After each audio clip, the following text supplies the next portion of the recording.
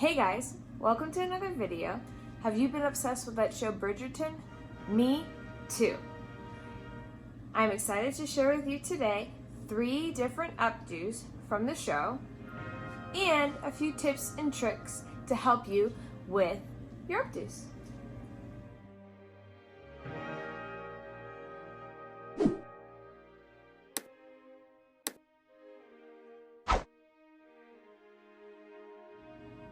So I have been obsessed with this TV show, Bridgerton, and I have watched it. I'm starting on the second time of watching it over again, but I'm so excited to do some updos, to show you how to do them too. They're going to be similar, not exactly, because everyone's hair is different, but this is my friend Penelope, and she has agreed to allow us to do her hair today. Before we jump into the first look, please be sure to comment down below which one is your favorite. Make sure to like and subscribe, and stick around to the end for a bobby pin tip. I show you how to get them out of your hair easily. So these are all the products I'll be using for these updos. We have 1 1/4 inch curling iron, bobby pins, clips, combs, these little rubber band hair ties, and these 3 products: a light hold hairspray, a strong hold hairspray, and almost like a cream gel pomade to help with the frizz. You ready? I forgot to mention this before, but all of these updos will be recreations of Daphne's hairstyles. So I start by curling all the curls towards the right, all going the same way, to ensure that we have that nice wave, almost a barrel curl at the end. I take small sections and wrap my curling iron once or twice around the root, and then I make sure to get my ends in.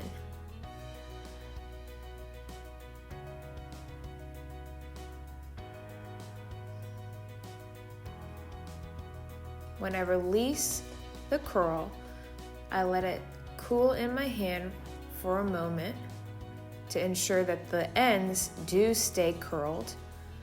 I spritz a little hairspray just to make sure that the curl holds and is locked in.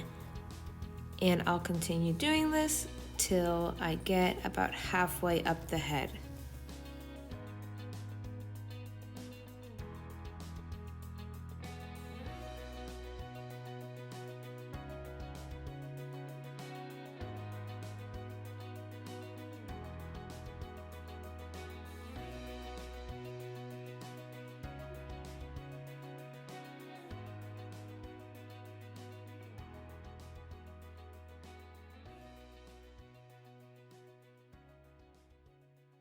Now at the sides, I am pulling my piece that I would like to curl out, but I'm also laying it back so that when I do pull this up into a half up, half down, that those sides do continue to lay flat and not bulge out on the head.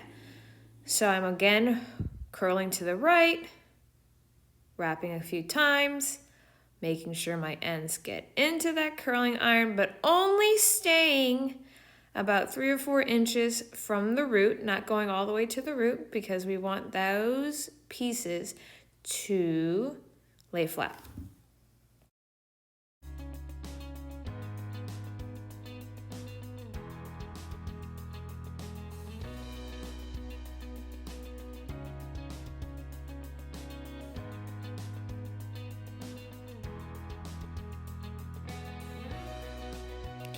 So I'm going to go ahead and separate the bottom from the top. I'm doing that extreme angle and diagonal parting because I want to ensure that there's enough hair hanging down as much as there's enough hair on the top. So whatever you do to one side, you got to do to the other. So I'm going to do that same section, same diagonal, and get that all up into a ponytail.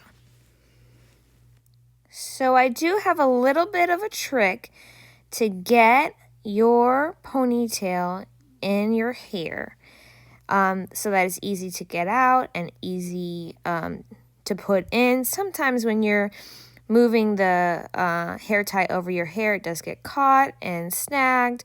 So to prevent this, I put a bobby pin on each side of the ponytail. I insert it into the top. I hold it with my finger. Then with the other bobby pin, I go ahead and wrap that rubber band or hair tie all the way around once. And then I reinsert it in the opposite direction so that on the head, they're actually making a T.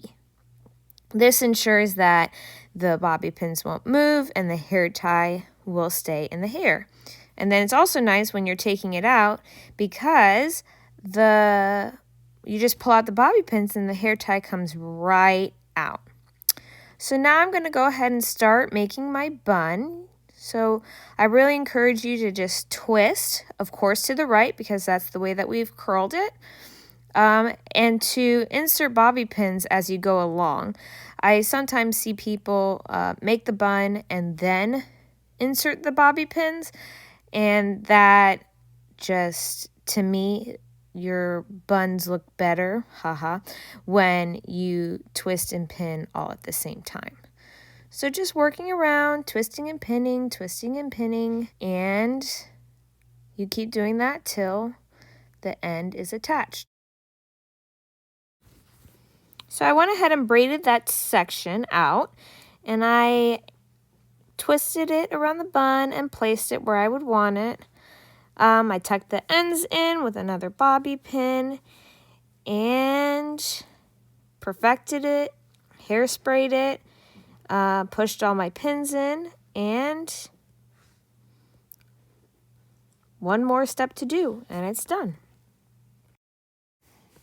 So the final step is to get these curls into a nice wave and almost into one big curl. So what I did is I twisted them all together. I can do this because I twisted my curling iron all the same direction, which was to the right. I spritzed this with a little bit of hairspray, and I just kind of run it through my fingers and let it go. So now let's check out the final look.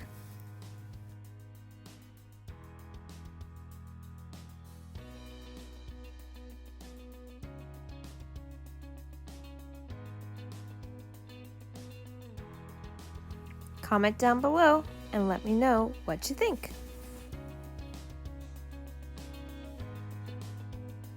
So on to updo number 2. This was actually the hardest and the longest updo out of the 3. It took the most time. There's a lot of little working parts and pieces, and it just ate up the clock. So be prepared for that.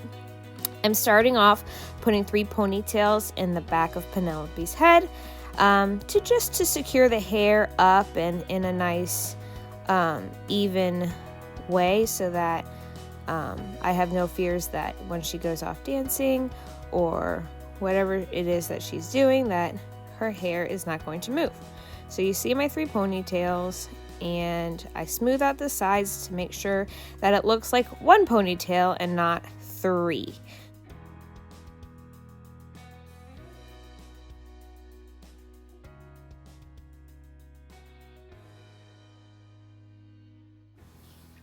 So I'm using the curling iron and just making some tight curls. The top hair tie was originally purple, and now you can see it's green. I actually melted that off with the curling iron. So be careful if you're using plastic or rubber hair ties. They can melt. You don't want it to melt in anyone's hair. But I am just going to curl and twist and pin, curl, twist and pin. There is one huge tip I need to share with you before we go any further. So this tip is all about bobby pin placement. I put it on the hair upside down, twist it, and insert it into one of my ponytails. It is such a great way to put your bobby pins on the hair because once they're inserted, you don't really see them anymore, and they hold the hair so securely. So again, place the bobby pin upside down on the hair, twist, and insert. So with this tip, you don't really need to curl each and every piece. I wanted just to ensure that each piece would be smooth and polished. So I did curl a lot of them, but not all of them. And I just literally did this over and over and over again for about an hour. I literally used all the bobby pins in the pack that I bought, and it took so much time, but the end result is so worth it. I can't wait for you guys to see it. This one definitely was my favorite. It took the most time and it was so tedious, but oh, so worth it. What do you guys think? This would be great for a prom or a wedding. And on to the final updo. I really loved this updo.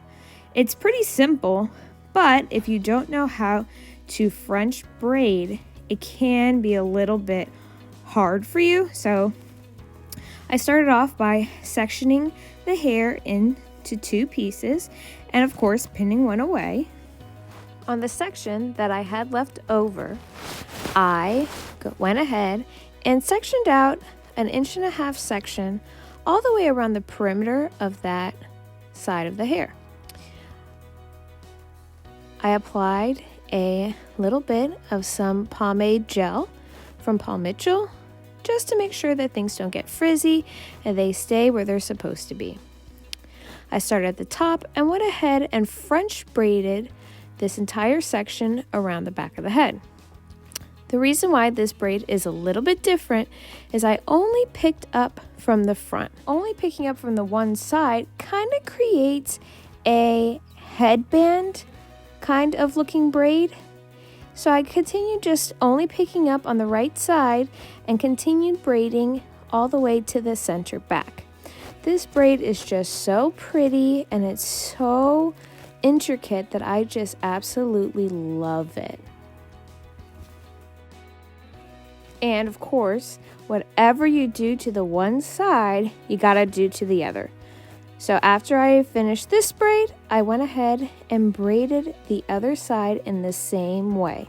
So the 2 braids eventually met at the nape of the neck in the center back. After those 2 braids, I actually have 2 more braids to go.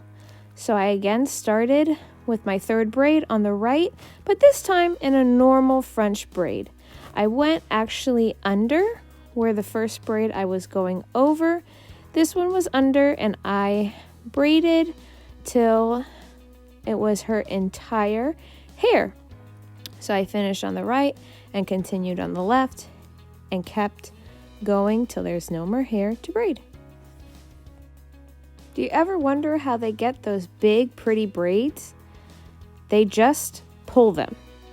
So as soon as you're done braiding, make sure you have a little bit in the bottom left over so that you actually have something to pull, but just go through and pull all your braids.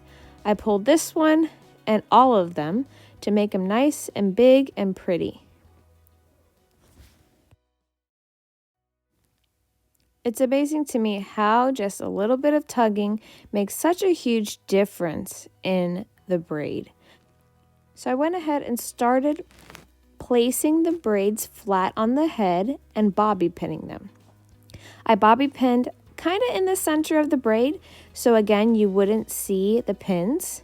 And I made sure to tuck the ends of the braid in so you wouldn't see the rubber band or the free ends that weren't braided. I kept working completely around the head with these bobby pins and just laying the braids down and pinning them into place. So I went ahead and placed these outer braids kind of right on top of the two inner ones. I wanted it to have a little bit of more layers and more interest in it than just being a braid on a braid on a braid. So I tried to scatter the braids so that it would look a little bit more interesting, have a little bit more movement to it, and just look better overall. I made sure to lift some of the braids up and tuck those rubber bands and ends in so that you wouldn't see them. So this is how the final look came out, and I just absolutely love it. I did forget to put gel in the middle two braids. That just goes to show you that the gel actually works, because it was a little bit frizzy. But either way, I did love it. I ended up putting in a few of these beads. They came with the mannequin, and I just think it added a little something to it. I didn't have a crown or a ribbon or anything to add in, so just a little something to spice it up. Are you ready for my bobby pin tip? So bobby pins can get so caught in your hair. I really recommend that you try to use your fingernail and stick it in the bobby pin and to ensure that the bobby pin is open before you pull your bobby pin out. The bobby pin can get snagged on the hair and can actually do a little bit of damage, more than you already have done with your curling iron and whatever else you've put in your hair, hairspray, all that stuff. So ensuring safe removal of bobby pins is key. Make sure to use your fingernail. I think Penelope looks so much better than she did when we started. I am loving this braid updo, as well as I loved all the other updos I did. So thank you so much for watching this video. I really have loved Bridgerton. I really loved recreating some of their styles, and I hope you did too. Make sure to comment down below which updo you like the best, and thank you so much for watching. Make sure to like, comment, share, and subscribe, and I hope to see you soon. Stay safe and peace out.